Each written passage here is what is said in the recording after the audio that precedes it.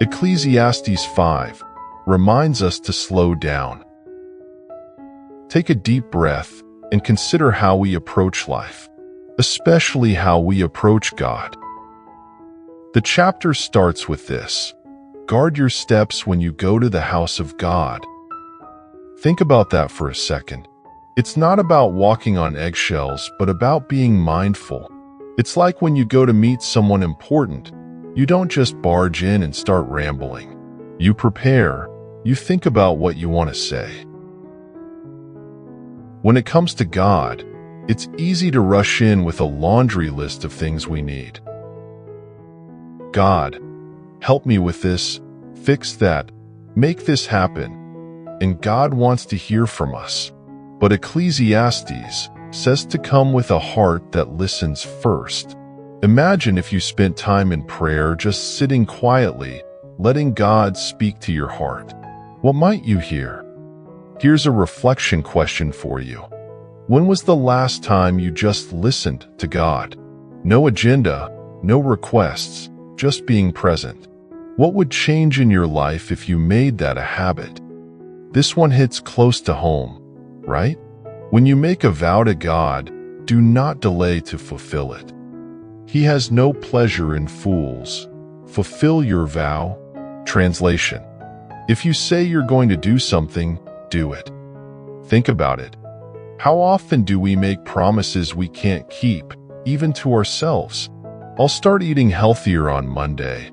Or, I'll call that friend I've been meaning to check on. We have good intentions, but life gets busy, and those promises slip away.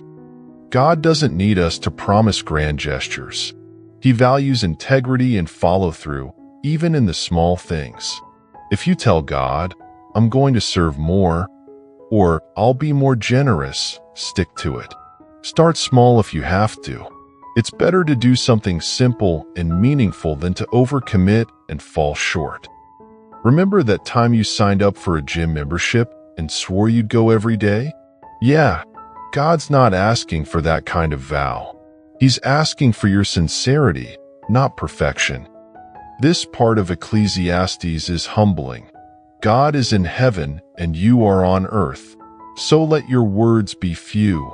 It's a reminder of who's in charge, and spoiler alert, it's not us. Sometimes we try to control everything, don't we? We want all the answers, all the plans laid out. But life doesn't work like that. There's a bigger picture we can't see, and that's where trust comes in. God is in heaven, holding it all together, even when our lives feel like a mess. Think about a puzzle. You're staring at one piece, frustrated because it doesn't make sense on its own. But God sees the whole picture, every piece fitting perfectly. Trusting God means letting Him work on the big picture while we focus on the piece we're holding. Here's something to ponder. What's one thing you're holding on to too tightly right now? What would it look like to hand it over to God and trust His timing? Real fulfillment comes from working diligently and using what we have to bless others. Have you ever noticed how much joy comes from giving? Whether it's donating to a cause, helping a neighbor, or simply buying coffee for a friend, there's a deep satisfaction in generosity. You know those influencers who seem to have it all, the fancy cars, the dream vacations, but still post about feeling unfulfilled? It's a reminder that stuff doesn't fill the soul. Generosity and gratitude do. Ask yourself this: how can you use what you've been given, your time, talents, or resources, to bless someone this week?